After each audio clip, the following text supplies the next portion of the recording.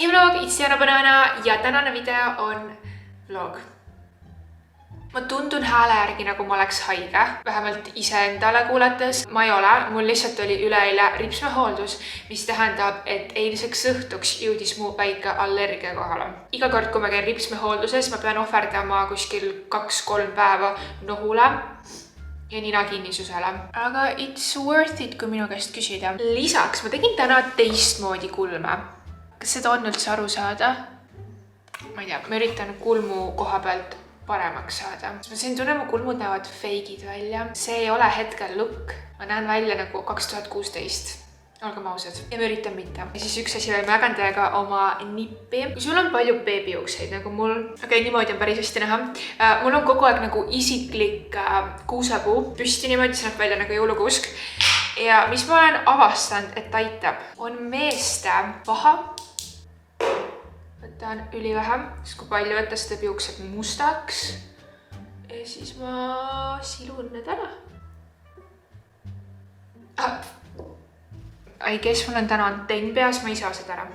Parem, ma arvan. Täna lasin lihtsalt juustel õhu käes kuivada. Ma ei viitsinud ega rohkem mässata, aga vähemalt ma sain neid antennikesi vähemaks.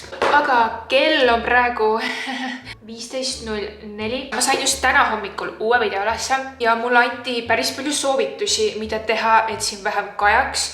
Mulle öeldi, põhimõtteliselt lihtsalt täita seda tuba rohkem mööbli ja asjadega. Isiklikult ma arvan, et konkreetselt mööblit mulle siia rohkem ei mahu. Mulle meeldib, et mul on siin ruumi niisama olla ka.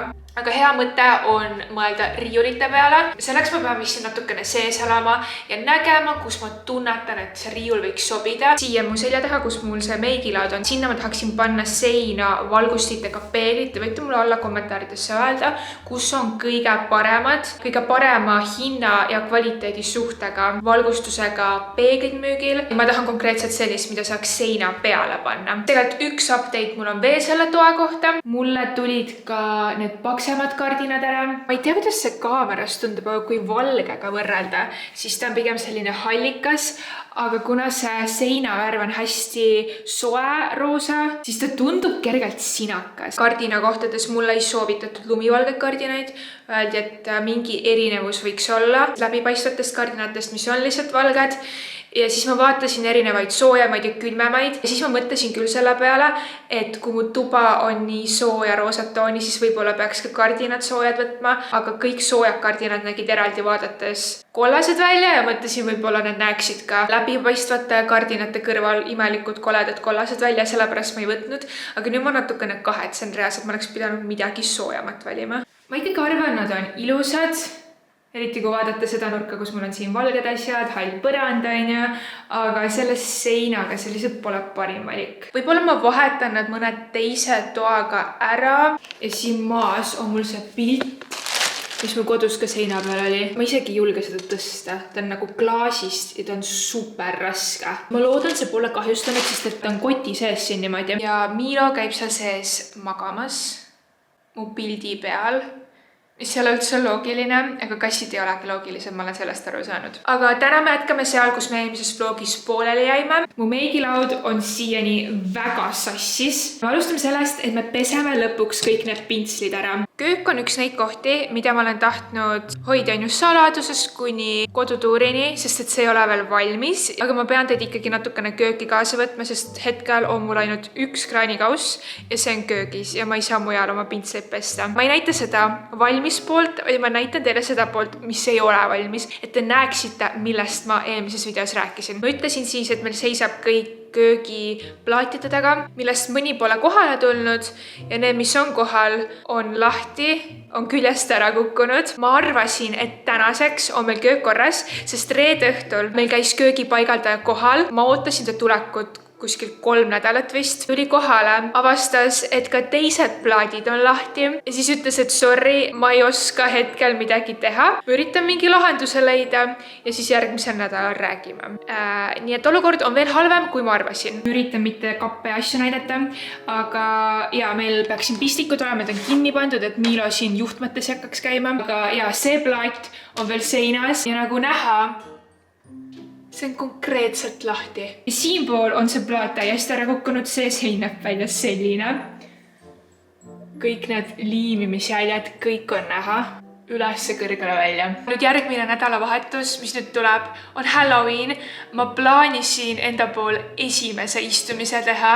Ma olin 100% kindel, et see köök on selleks ajaks valmis, aga nüüd ma ei tea, kas ma tahan kedagi niimoodi külla kutsuda. See näeb välja nagu pooleli olev ehitus.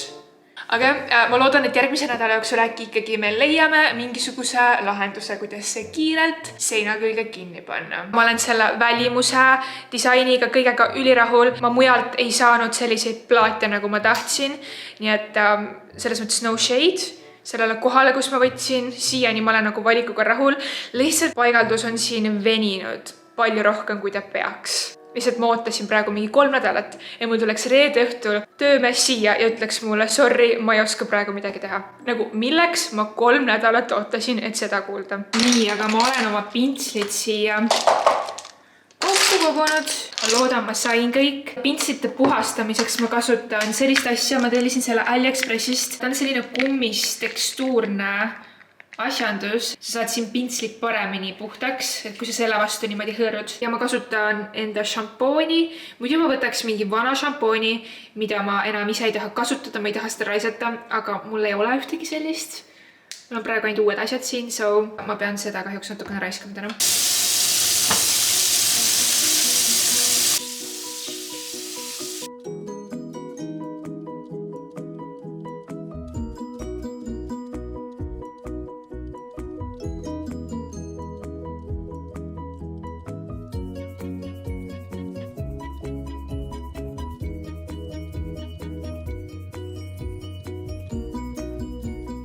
Kuskil 30 minutit hiljem ja kõik pintslid on ilusti ära pestud. Ma lasen neil nüüd siin natukene kuivada. Kui te ei tea ja kui te hoiate oma pintsleid topsis, siis need ei ole hea topsi panna. Sest kui sa selle niimoodi püsti paned, siis kõik see vesi vajub siit pintsli otsast alla ja ta hakkab igalt poolt liimi lahti tegema. Kõige parem oleks siis, kui nad üldse niimoodi kuivaks, aga mul pole neid kuidagi niimoodi panna. Nii ma lihtsalt jätan need praegu siia niimoodi. Sa võid mulle allkommentaarides öelda, kui tihti sina pintseid pesed. See on mu vlogi küsimus. Ja minu vastus küsimusele, kui tihti mina pintseid pesen, on see, et ma reaalselt ei tea. See on nii halb, et ma reaalselt ei tea. Kunagi suvel pesin.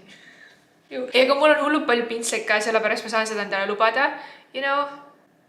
Vähemalt seda ma ütlen endale. Sorry, väljas hakkab juba pimedaks minema. Ma pole kindel, kui palju ma olen teile siit elutoa juurest näidanud, aga me saime hiljuti kardinad paika. Paksemateks kardinateks me võtsime sellised hallid. Meil on samasugused ka magamistoas. Nad on sametisest materjalist. Läheb ülihästi nende toolidega ja lisaks diivaniga kokku. Läbipaistvad kardinad on sellised, ma ei tea, ma ei oska öelda, hästi siledad, siidised, ma ei tahtnud augulisi. Tõesti lootsin, et kuna ma võtsin nii siledad kardinad, siis äkki Milo suudab neist eemale hoida. Ja need läbipaistvad kardinad on meil olnud reaalselt vist vähem kui nädal aega küljes, paar päeva. Seda on päris hästi näha, mis ta siin teinud on. Me ostsime lausa sprei, mis peaks kasse eemale hoidma. See on mingi kraapimise vastane sprei ja talle lihtsalt meeldib kardinates mängida. Me lasime seda spreid ja teda absoluutselt ei huvitanud, ta läks just nuusutama.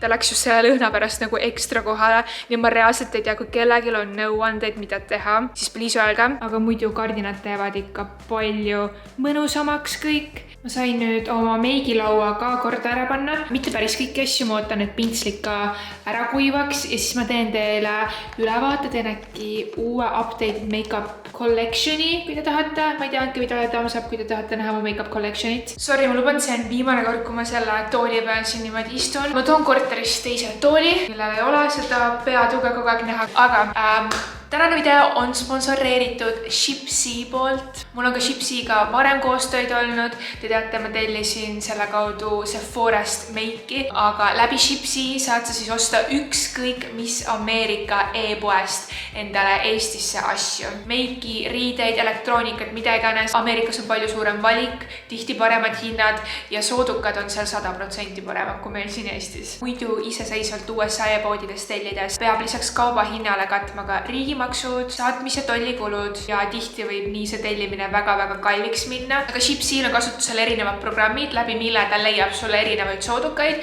et sa saaksid võimalikult hea hinna. Shipsi shoppamiseks on siis 2 võimalust. Esimene on see, et valida endale lihtsalt ükskõik millise Ameerika e-poe, tellida asjad siis hinnapäringu vormi kaudu ja Shipsi saadab sulle 24 tunni jooksul võimalikult madala hinnapakkumise, kus on juba kõik maksud, tollid, kõik asjad juba sisse arvestatud, et see summa, mida nad seal küsivad, on lõplik summa ja sa ei pea enam midagi rohkem juurde maksma. Lisaks on neil olemas ka Deal Zone, kus on lihtsalt hetke parimad pakkumised, seda uuendatakse pidevalt. Nüüd oktoobrikuus on Shipsil ka eripakkumine, mis on iPhone'idele. Neil on saadaval ka iPhone 13 mudelid ja olenevalt iPhone 13 mudelist läbi Shipsi tellides on sul võimalik säästa kuni 150 eurot. Minul on praegu iPhone 12 Pro. Ma ei kavatse veel iPhone 13 peale vahetada, ma arvan, ma ootan pigem iPhone 14, võib-olla lausa 15 ära, ma üritan selle telefoniga nii kaua hakkama saada kui võimalik, aga olgem ausad, see uus kaamera tundub ülihea.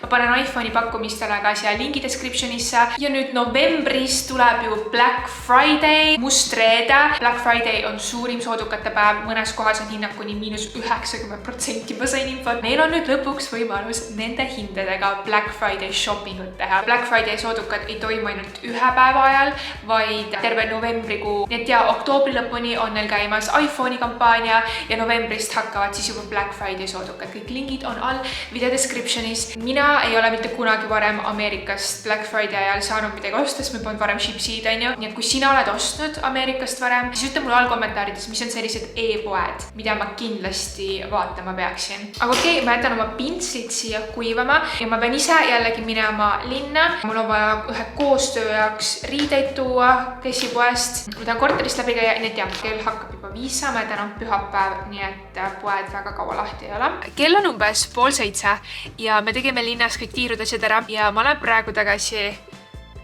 vanas korteris. Ja naaber just trampis või hüppas või midagi. Ma olen nii õnnelik, ma olen siit läinud. Ma arvan, ma käisin siin viimati äkki 3 või 4 nädalat, jah. Üle 2 kindlasti on, jah. Ja super imelik tunne on siin olla. Siin on korralik segadus, siin on mingi jõuluasjad, mis ma kindlasti tahaks kaasa võtta. Ma ei tea, miks nad siin maas on. Tolmu ime.